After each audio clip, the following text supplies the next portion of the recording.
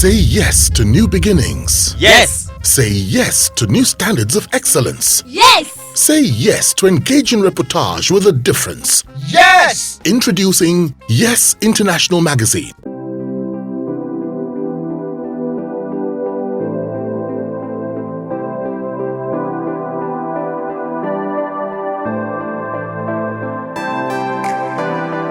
Now, at that initial stage, who in the family gave you the greatest encouragement?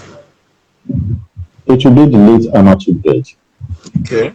Because she was also my aunt. Okay. She was the person who fought my father and told my father, okay, give him to me, he's my responsibility. And I tell you the funny things I used to hear my father say. Is it not this craft that John Tavo twisted and almost died on the floor? Who are you? I have seen men fall. Where is Sosa Sosei of Sosa and so art council and so he kept mentioning funny names, so you know. But she was the one who stood by me and said, no, I'm here as a lecturer. He can end up being a lecturer in the school. He can end up being a great writer. He can end up being a great author.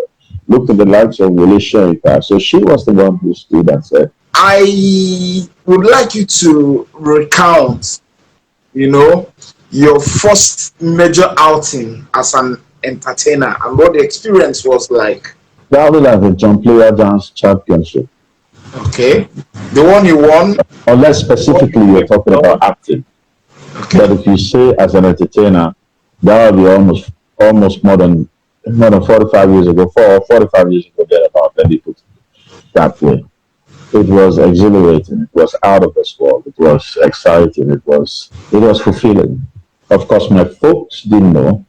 They knew I danced around with people, but they didn't, because nobody thought about it. Here was Moshood, what's his name again? Moshood, Abiola something, and Femi Johnson or something like that. The owners of Carry Bounds. That was the name of the group. In conjunction with a couple of other persons, Francis Bruce, the elder brother of Ben Bruce, back in Port Harcourt, FDR, and then they had some foreigners like maybe something, I've forgotten her name, and then John Johnson, the UK dance king, and then suddenly all over TV, it was the most celebrated art form, to put it that way. It wasn't like music was a big deal, acting was no big deal. And so all over the country, you could imagine, just like you have the Voice Nigeria, the Voice Africa, and those kind of events.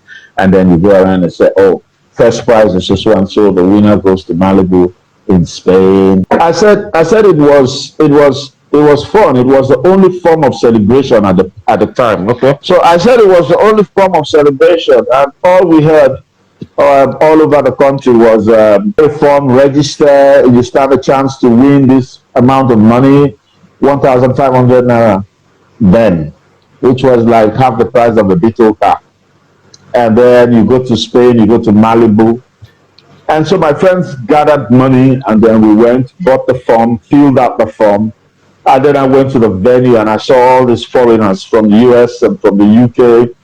And then suddenly there were dances from everywhere, people going to tailors to sew outfits, make outfits. And also it was out of this world. It was fulfilling for me. And the music, the atmosphere at FBR, and then I won. So, and then I was presented with money and my first trophy as a winner. So the feeling is out of this world. The only thing I regret is that I no longer have that trophy. Now, you act, you dance, I do. You sing, you direct, you compare events. How did you master all those, and which of them is your favorite? I'll simply say that if you have stayed 45 years in the business, and then you are committed, and this is the only thing that has really brought joy to you, or fulfillment, you master, and then you're truly creative, and your talent is rooted, is solid, you would find a way to master all of this stuff, because you would have passed through them.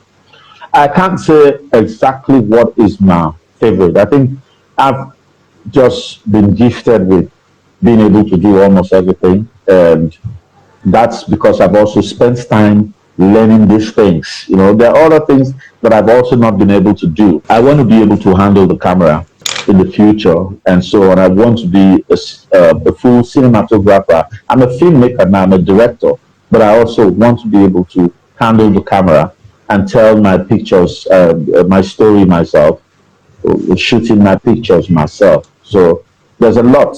But I think above all, the most important part that you have not mentioned is a creative aspect, the creative element that drives all of these areas of mastery of endeavor that you mentioned. And I think my favorite part is creative, is sitting down, tasking myself mentally, creating something and asking myself what you have created, what is the benefit, what is the social benefit of what you have created to society. I think that's it. Now, BAsorge Tariah is no longer as active, as he used to be in the industry.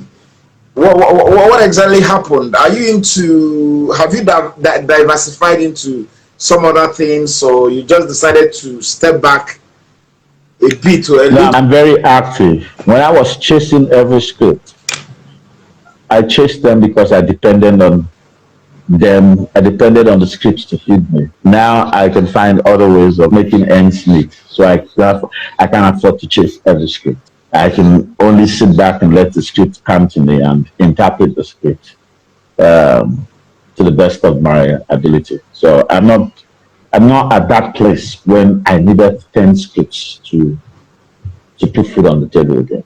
And talk about movie making. I don't run after people to want to direct their movie. I don't do that. I produce my movies, I write my movies, I create them, write them, produce them, direct them, and in some cases act in them. I guess it's only once I haven't acted in my movie. Right now, I'm also very deeply involved in documentaries. So I'm doing a couple of documentaries right now, and if you can see back here, you can see I'm working on my Okay. documentary. Yeah, so, and I write the documentaries, I do a lot of other things. I coach, I go to, I do training for young people on cinematography, um, developing trends in the industry, acting skills, writing skills, and all of those things. So I do those things. So I Okay. am just not loud about what I do. I don't have to mention what I do. I'm older now. So I sit back and do the things that I do. I don't crave the acknowledgement anymore. So this is why you don't hear me. If not, if I have to bring the volume of work that I'm doing out there, people would know. But I don't Okay. need people to know what I'm doing.